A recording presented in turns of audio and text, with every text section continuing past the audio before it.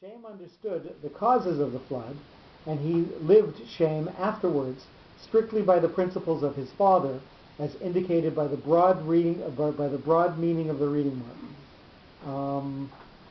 Now we've said that many times with Revi'i that we're dealing with the broad meaning of the reading mark, and it seems that at different occasions we're ascribing different features to that.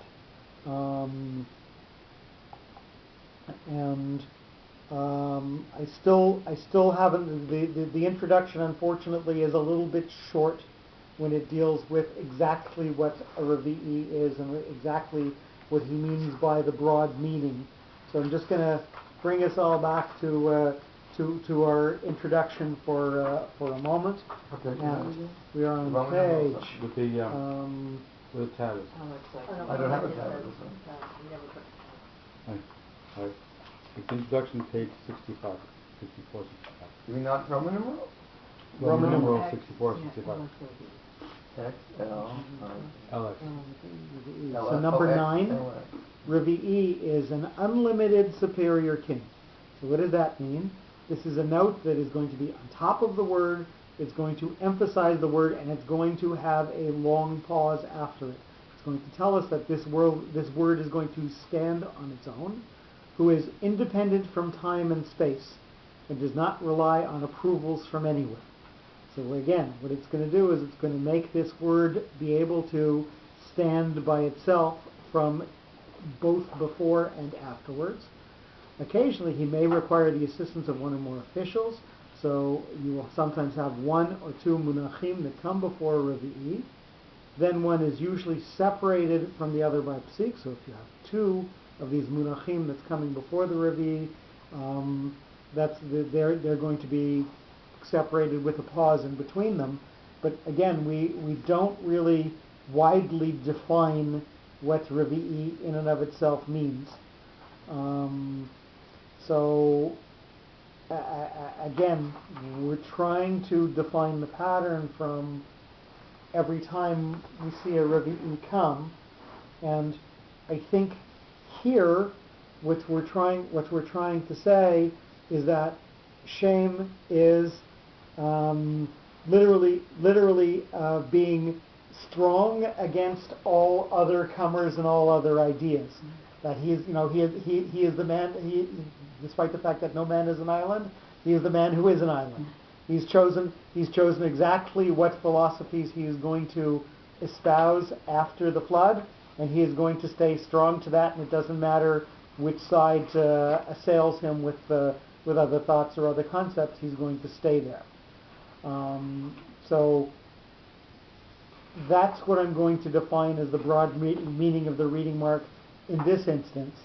And we will again come to another Revi'i and see that phrase again, and we're going to unfortunately have sometimes different ideas that go with what we define as the meaning of Revi'i. So I will try and bring it up every time that we come to it, so that we can perhaps come to a better understanding of exactly what is meant by the broad meaning of Revi'i. What about under the very first, under the cloud? So under the Yud, there is a makaf. So this is something that tells us that it's under the Yud. Yes. So under the Yud, Vayechi, the Yud is going to have part of the accent of the word that is said. So Vayechi Shem. If you didn't have that line under the Yud, then you would not give any accent or any weight to that sound there. Right. So it'd be Vayechi Shem. So you would lose any. So as opposed to Vayechi Shem, the Yud gets maybe 30% of the accent, and Shem gets 70%. If you didn't have that makaf there, it'd be Vayechi Shem. So you would have absolutely no emphasis on that, and it would right over it. You would slur right over it. So it tells you that shva gets some pronunciation. You don't want to lose it or elide it. Mm-hmm. Okay. What is the connotation of Vayechi? Like Vayechi Yaakov, like when you see Vayechi, is there a special connotation to that? As there is, let's say, Vayechi Bimei, No, but the question is, when we see that phrase, are we going to define that it is more than just what the word means, that he lived? It's usually the closing of a chapter. It's usually telling us that part that is an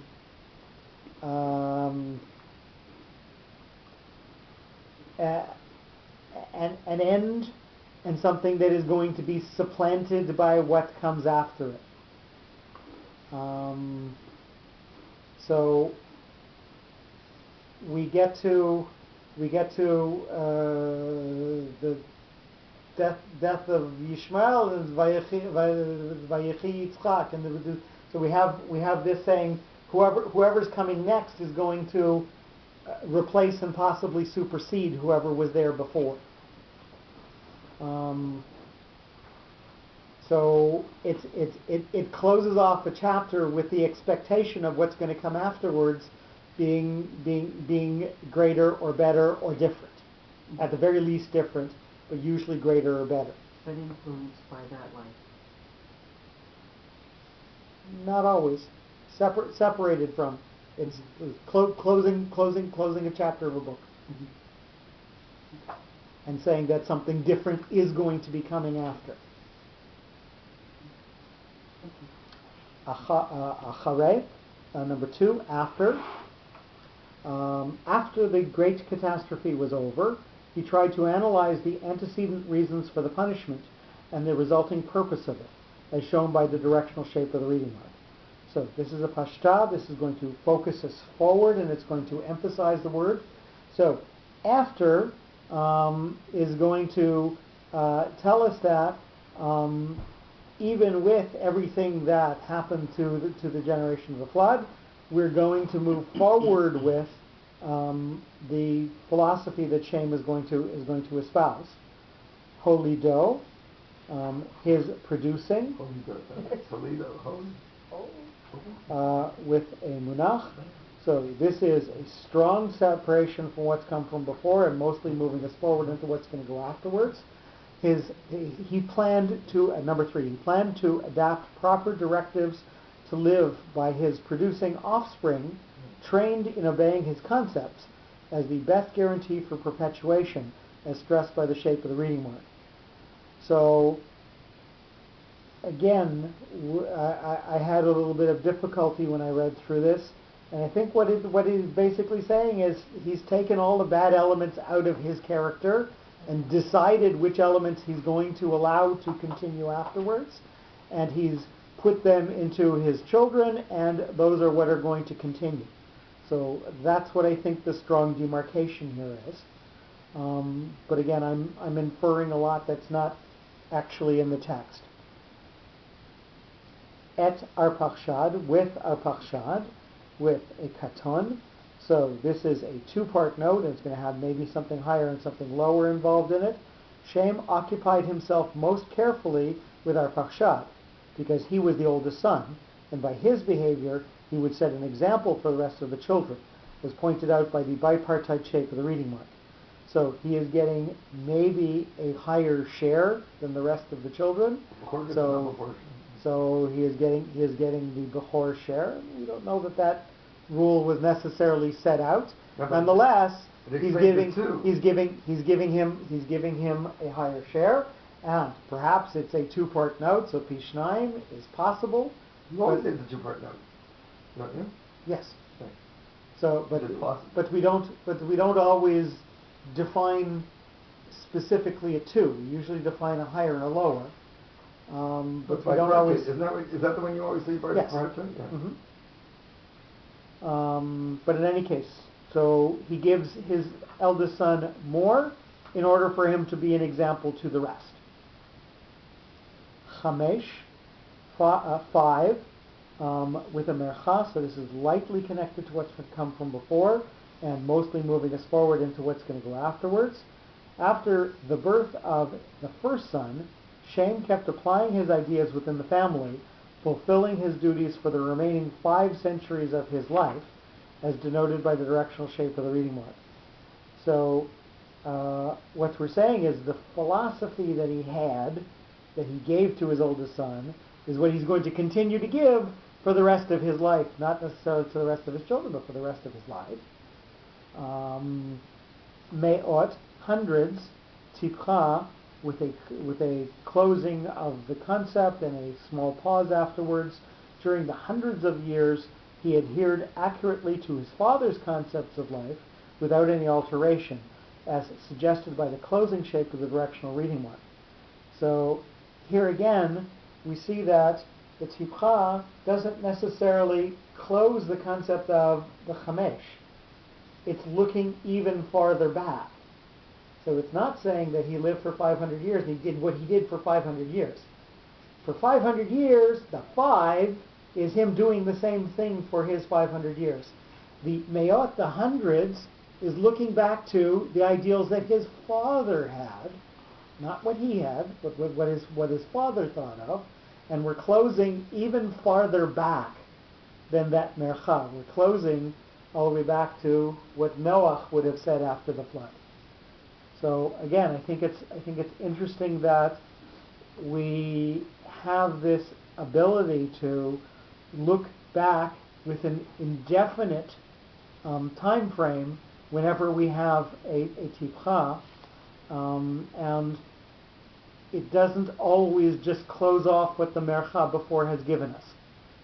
So the liberty that the Perush allows of each note being a separate world in and of itself and standing for its own concept means that we don't have to close off mercha tipcha. Means that the mercha is sweeping something forward and the tipcha is closing off something, anything that happened from before, and we have to look and see how far back it closes. So again, I think this is something that we would not see in any other perush. That chamesh and me'ot are two separate concepts that really aren't linked with each other. Shana, year, with the stabilizing etnachta. In his own lifetime, each year was of specific importance by accomplishing a certain segment of his general plan, as expressed through the stabilizing shape of the reading mark. And again, we're taking sort of what Rashi says about Chayusara, Me'ah Shana, V'Yasrim Shana, V'Sheva Shanim, that each time we're saying the word year, that each of these divisions has significance and was given importance separate to itself. So each segment of time was something that was dedicated to something and perhaps built upon the year before. And again, that's what gives it the stability of having the mercha. Vayoled, and he produced with a mercha. Well, what construction of the root is that? Yeah, okay. No, it's not holy. So, it is holy, but it's future tense with the vav ha'ipuch turning it into past tense. No, forget the tense, but is he filled? What is it? So Yoled versus Yolid. So that's what you're asking? No, so if of those 7, it's not Hipael, okay. So if he would be giving, so that if it was one of the active ones, Pa'al, right? then it would be Vayolid. So I thought maybe it's Hipael. Because Vayolad would be Pa'al, I think, right? Mm-hmm. It looks like it's a Hipael sort of construction. It's definitely one of the active ones. Right? First of all, take the vav away. Okay. The vav is confusing us. So, who Yod, and again, we're taking a usually female concept of Leida and applying it to a man. So I'm just wondering if some of the weirdness of is everybody understanding what we're trying to derive here or not? So, we're taking Hebrew grammar and we're trying to say there are 7 basic constructs that verbs can come in, Well, and we're trying. The 3 are the corresponding passives. And we're trying to figure out which one of the active concepts, so the 3 active ones, that this verb tense would make sense in. And usually you can tell by the nikud. So that's right. So the dots underneath it Like shabar will usually. But you see, that construct is always in avar. That construct is in past. So when it goes to future, the vowelization can change. Right. So what is this? What you're saying? Yoled is a what? Is a past? Oh, no. above you're saying. So Yoled is always is going to be future. Is going to be. He will produce. Then how come he doesn't produce? How come he doesn't say? So Vav Hayipuch, Vav in front of it is a device within Torah that takes future tense verbs and turns them into past tense verbs, and past tense verbs and turn them into future tense verbs. So the first thing. That's what the Vav with a patach under it does to your verb. So this is. So when we define the word, we're going to turn it into a past tense, even though the grammar of that word is future tense. Do we understand what I just said or not? Well, wait a minute. How do you know that the Vav is not the and, just and? No. Okay, so. Like Beholid. Beholid wouldn't be that Baba. You know, like Beholid, I think it was Beholid. So the only reason that I'm pausing here is because when you do use the construct of Vav Hayipuch, the accented syllable has to move to the last syllable usually. But this is probably banim. I'm trying to think if the word past it can influence that word and move it back again. So I will have to think if this is truly a future tense verb that's changed into past tense. Well, the fact or that banim, just the fact that it has an object that already tells you that's why I said hifil maybe, because hifil has to have the object. Banim, if it was just, you know what I mean? So I think that's what it's a hifil. It's either polyfiel or hifil. Okay, so I will. There's a lot of problems with this one. Go home and look in a textbook and try and give a better answer. Then I'm not sure because that doesn't give anybody. Because there is a word by your lead also, right? So you're saying by your lead, I don't know which. Right, okay. Well, your lead would have a different meaning. I would have. And I'm just trying to think, because we've taken a normally feminine constructed verbs and turned it into a masculine concept. Whether that is what's changing, that is what's changing the vowelization or not. And like I said, I think that's a little beyond my ability to say with any degree of confidence. We will continue. Vayoled. Not only did he attend to our Parshat, he also brought up the rest of his children in similar fashion, and he produced through them valuable, productive individuals, as specified by the directional shape of the reading mark.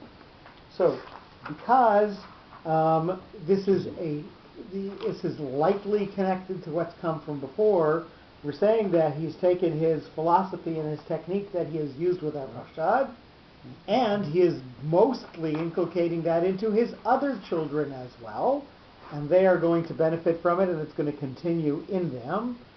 Banim, number 9, his sons were prepared eventually to assume duties of heads of families as illustrated by the directional shape of the reading mark. So this one has a tipcha on it. This is something that is going to look backwards.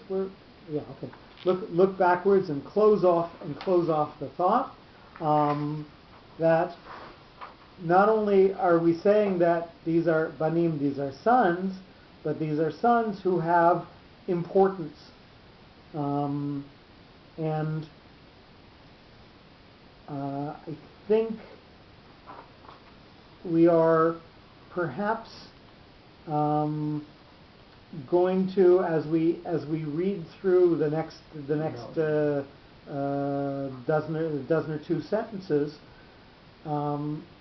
think of the concept of banim, sons, uvanot, and daughters as not only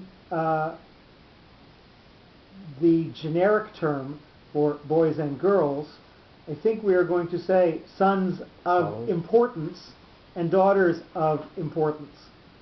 Are you sure? Because I thought if the ones that are mentioned explicitly by name, I would think are the important ones, and otherwise they're just mentioning that son and daughter. I think it's the opposite almost. Because they don't mention every kid that he had. So we had No, I'm saying so we had gone name, through the entire genealogy before.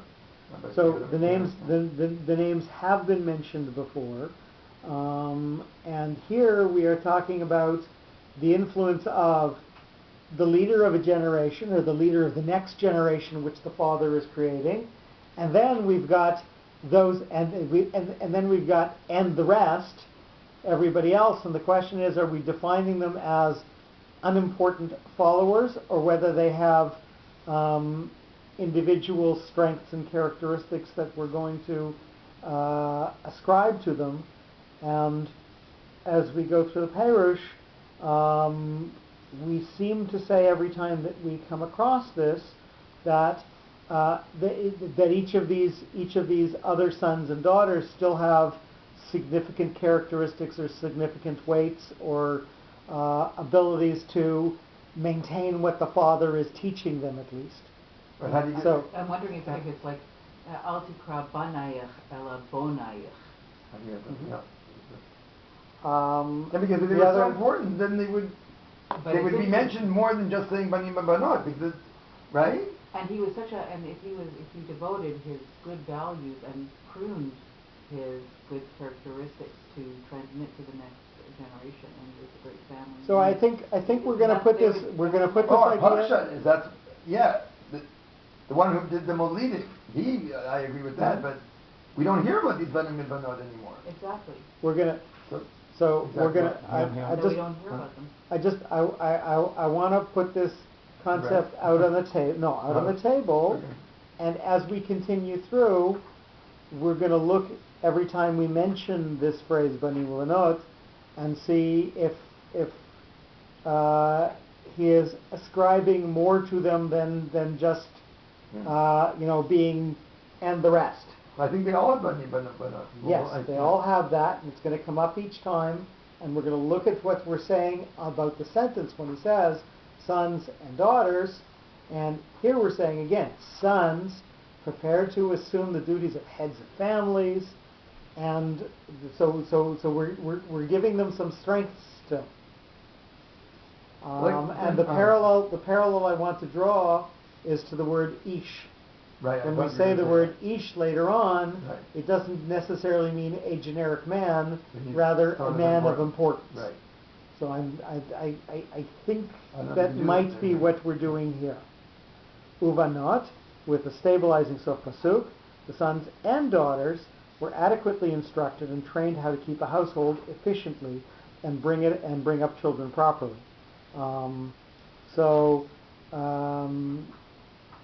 Interestingly, that the sons are somebody who pushes the generation forward, and the daughters are the one who gives stability to the generation. So,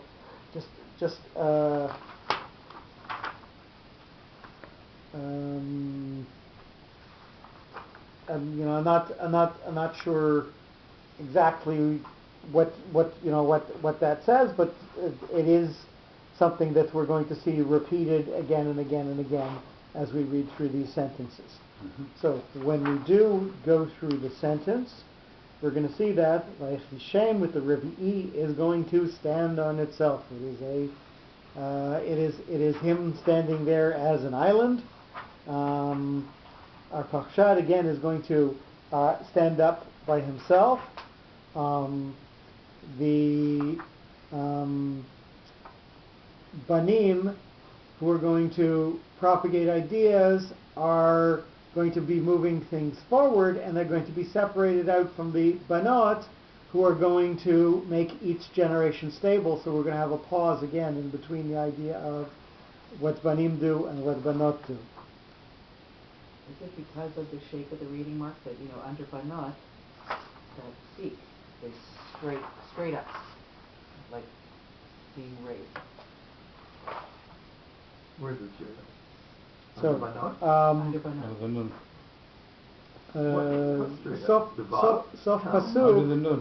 sof pasuk will always. So whatever word is sof pasuk will always have a makaf. Yeah. Will always have the accented syllable denoted. And the question actually is: are the two dots the mark of the sof pasuk, or is it just that makaf? That's the demarcation of sof pasuk. And various of the texts that I've read, they've tried to define this.